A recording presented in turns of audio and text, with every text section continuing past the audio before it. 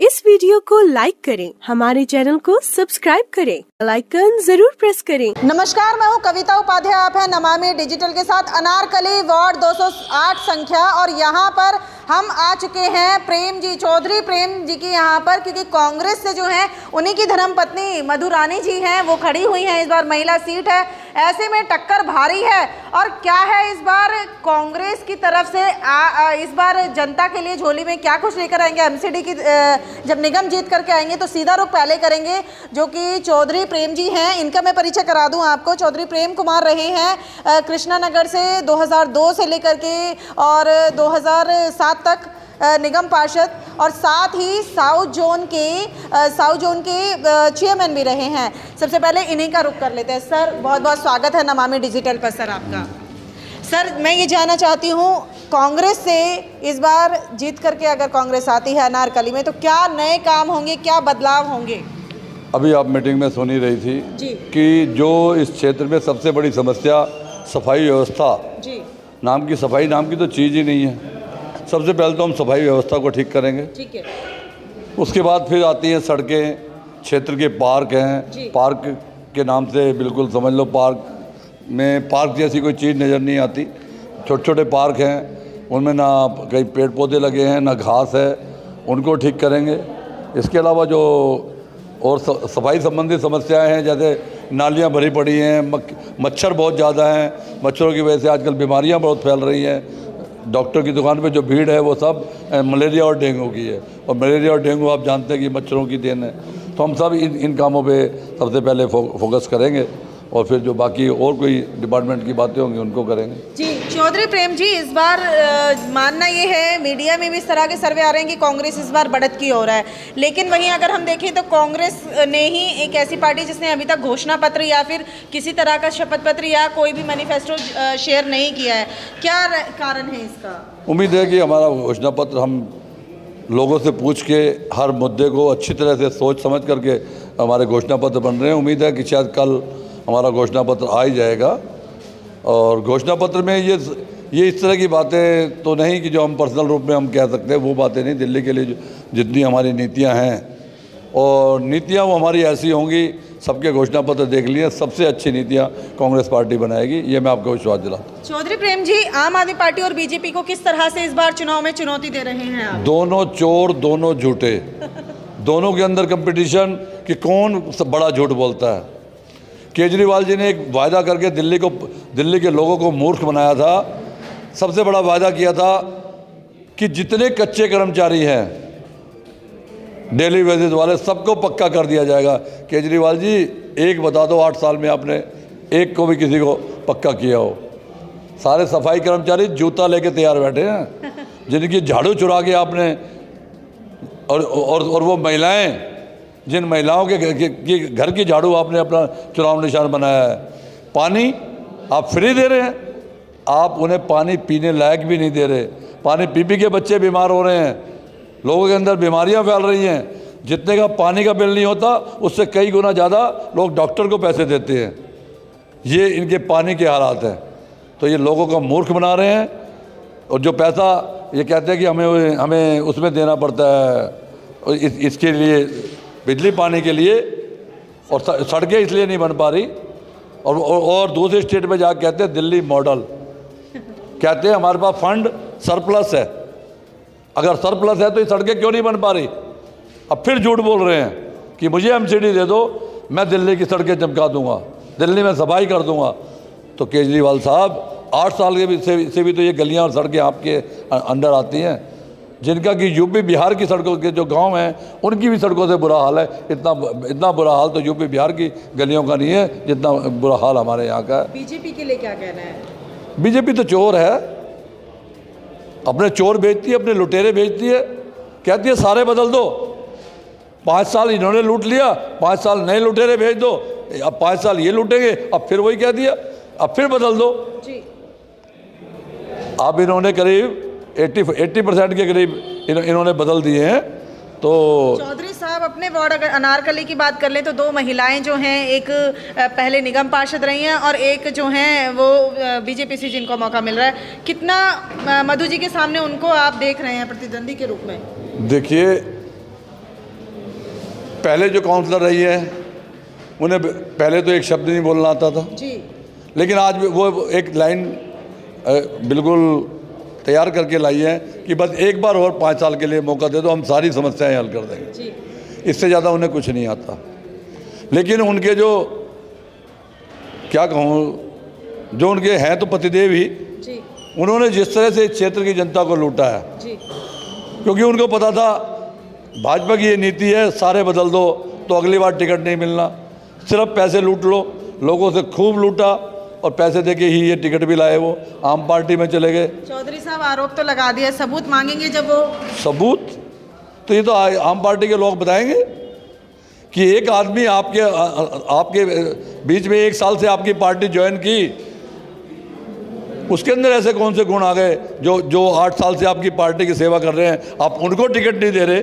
जिसने कल आपकी पार्टी ज्वाइन करी उसको आपने टिकट दे दिया, तो क्या खूबी है उसके अंदर? उसके अंदर वही खूबी है, यहाँ की जनता को जो लूटा था वो पैसा इनके पास पहुँचा दिया, इन्होंने टिकट दे दी। चौधरी साहब नंगे पैर हैं, मैं कहूँगी कैमरे के माध्यम से एक बार दिखाएं आप कि नंगे पैर भारी सर्दी में, जहाँ पर लोग सॉक्स पहनते हैं, जूते पहनते हैं, उसके बावजूद सर नंगे पैर हैं। सर क्या कारण है, आपने क्या शपथ ली है? मेरे क्षेत्र की जनता अगर परेशान रहती है तो हमें सुखी रहने का कोई हक नहीं है। हमें कोई हक नहीं है कि हमारे लोग, हमारे क्षेत्र की जनता दुखी है, उनके बच्चों के पैरों में वो कंकड़ चुभते हैं, और मैं अच्छे जूते खरीद सकता हूँ, इस लायक हूँ और अच्छे ही जूते पहनता था। लेकिन जब बच्चे घर से खेलने निकलते हैं और वो ठोकर खा के गिरते हैं, उनके घुटने छिलते हैं। मेरे पोता पोती साइकिल चलाने के लिए बाहर निकले और वो साइकिल गिर गई और मेरी पोती के जब घुटने छिल गए वो रोती हुई आई, तो मेरा दिल करता था कि पता नहीं मैं क्या कर दूँ। तो ये बच्चे आप लोगों के, मेरे क्षेत्र की जनता के बच्चे आजकल बड़े घर नहीं है, छोटे छोटे घर हैं, घरों में खेलने की जगह नहीं होती, तो वो क्या करते हैं, गलियों में खेलने उतरते हैं, वहाँ ठोकर खा के गिरते हैं, उनके घुटने छिलते हैं। तो ये चीज़ जब मैं अपनी पोती के लिए बर्दाश्त नहीं कर सका, मेरे दिल को चोट लगी। ये मैंने सबकी समझते हुए मैंने ये निश्चय किया है कि इन सड़कों को सही करना है। जब तक इन सड़कों को सही नहीं करा पाऊँगा तब तक मैं इसी तरह नंगे पैर चलूँगा। और जो ये रोडें टूटी हुई हैं, ये मेरे पैरों में रोज़ चुभती हैं। 7वां दिन है आज, जिससे कि मुझे उसका एहसास हर वक्त रहे, इसलिए मैं नंगे पैर घूम रहा हूँ। जी, अनारकली की जनता को 2 टूक क्या कहना चाहिए? अनारकली की जनता को यही कहना है, अगर आपको रोज़ मेरे वीडियो आपके पास पहुँच रहे हैं, अगर आपको मेरी बातों पे यकीन होता है, मैं फिर कहता हूँ अभी भी 7 दिन का वक्त है, आप कृष्णानगर में मेरी इंक्वायरी कराइए। अगर लोग कहते हैं कि मैंने काम किया है तो आपके वोट पे मेरा अधिकार है, और अगर लोग कहते हैं उसने काम नहीं किया, वो एरिया के अंदर नहीं आता था, तो भाई मुझे दूर से ही राम नाम कर देना, कोई मुझे वोट मत देना। बिल्कुल सीधे खुले शब्दों में कह रहा हूँ। अगर लोग कहते हैं मैंने काम किया है, मैंने लोगों की मदद की है, मैंने लोगों के मकान बचाए हैं, भारतीय जनता पार्टी के लोग भी अगर आपको ये कहते हैं, मुझे पता है कि वो कांग्रेस के, वो भारतीय जनता पार्टी के फाइनेंसर हैं, सपोर्टर हैं, मैंने फिर भी उनके मकान बचाए हैं, तो मैं अपने क्षेत्र की जनता को क्यों नहीं बचाऊंगा? सर लेकिन सारा काम तो मैडम करेंगी, जीत करके तो मैडम को चुना जाएगा। देखिए, झूठ बोलने में कुछ नहीं रखा। मैक्सिमम लोग जो नेता अपनी पत्नियों को टिकट दिलाते हैं, राजनीति उनके पति ही करते हैं। सही कहा। मैं आपको कईयों के नाम गिनवा दूं, सबने अपने पत्नी के साथ अपना नाम पोस्टर पे लिखा है। मैंने भी लिखा था मधु प्रेम चौधरी। सबने ऐसे नाम लिखे हुए हैं। वो किस लिए लिखे हैं कि पता चल जाए ये इसकी पत्नी है। ठीक बात है। तो मैं चोरी से नहीं, मैं पीछे से नहीं बोल रहा, मैं जो कुछ कह रहा हूँ फ्रंट से कह रहा हूँ, सबके सामने कह रहा हूँ कि मैंने अपनी पत्नी को टिकट दिलाया है, काम मैं करूँगा और करते करते ये सीख जाएगी। पहली मीटिंग में इसका मुंह नहीं खुल पा रहा था, लेकिन आज आपके सामने मीटिंग में बोली है। ठीक है, बिल्कुल ठीक है। महिलाओं को 50% का रिजर्वेशन सरकार की तरफ से मिला है चुनाव में, तो क्यों नहीं मैडम से भी बात कर ली जाए। और अनारकली महिला सीट हुई है तो मैडम को मिला है मौका, मधु रानी जी को।